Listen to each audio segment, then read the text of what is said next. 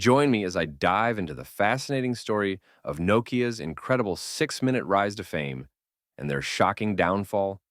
Can I uncover what really happened? Nokia, a name that was once synonymous with mobile phones, a pioneer in the industry, and a brand that captured the hearts of millions around the world. But how did this Finnish giant rise to fame? And what led to its dramatic fall from grace?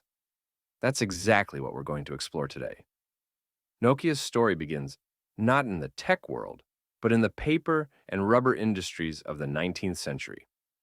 Yes, the company we now associate with mobile phones started as a paper mill in 1865. It wasn't until the 1960s that Nokia began dabbling in electronics, eventually leading to its foray into telecommunications. By the 1990s, Nokia was a leader in mobile technology, introducing iconic devices like the indestructible Nokia 3310, a phone that became a cultural phenomenon.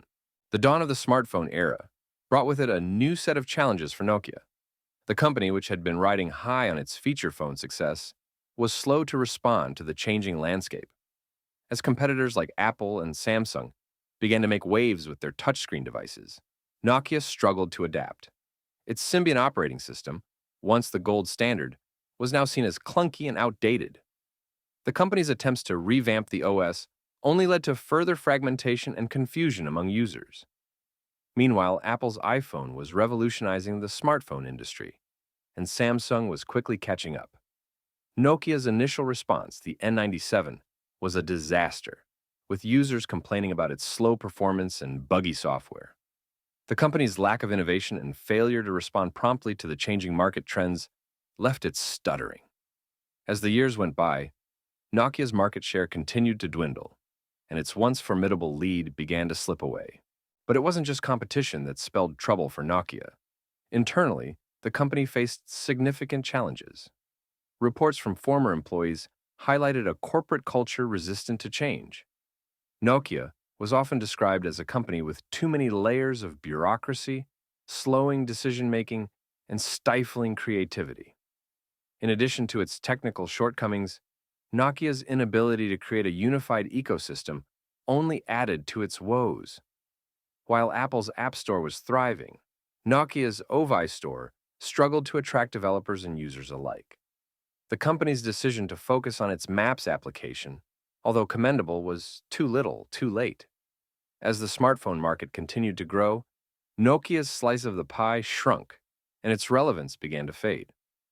Nokia's innovations were often incremental and lacked the wow factor that Apple and Samsung were able to deliver.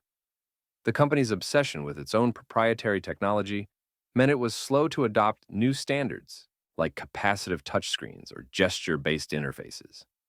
Meanwhile, its marketing strategies, which once focused on durability and battery life, failed to resonate with a new generation of consumers who craved sleek designs and cutting-edge features. But let's not forget Nokia's glory days. The Nokia 1100 remains one of the best-selling phones of all time, with over 250 million units sold. And who could forget the N-Gage, Nokia's ambitious attempt to merge gaming and mobile phones? While not a commercial success, it showcased the company's willingness to think outside the box. One of the key milestones that marked Nokia's decline was its decision to adopt Windows Phone as its primary operating system. This move, although well-intentioned, was a desperate attempt to stay relevant in a market that was rapidly moving away from it. The lack of apps, the limited customization options, and the overall user experience all combined to make Windows Phone a hard sell. The writing was on the wall. It was only a matter of time before Nokia's reign came to an end. The launch of the iPhone in 2007 marked a turning point in Nokia's fortunes. The iPhone's multi-touch interface, its app ecosystem, and its sleek design set a new benchmark for smartphones. Nokia, which had been resting on its laurels, was caught off guard, and its response was slow and inadequate. The company's subsequent releases, like the N8 and the Lumia 920, were too little, too late, and failed to stem the tide of its declining market share. Another critical decision was its eventual sale to Microsoft in 2013. While the partnership seemed like a lifeline, it turned out to be the final nail in the coffin. Microsoft's acquisition failed to turn things around, and in 2014, it announced massive layoffs of Nokia employees, marking the end of an era. As we look back on Nokia's story, it's clear that its decline was a result of its inability to adapt to changing market conditions. The company's failure to innovate, its slow response to emerging trends, and its reluctance to adopt new technologies all contributed to its downfall. Nokia's story serves as a cautionary tale for businesses everywhere, a reminder that complacency can be a deadly sin in the fast-paced world of technology.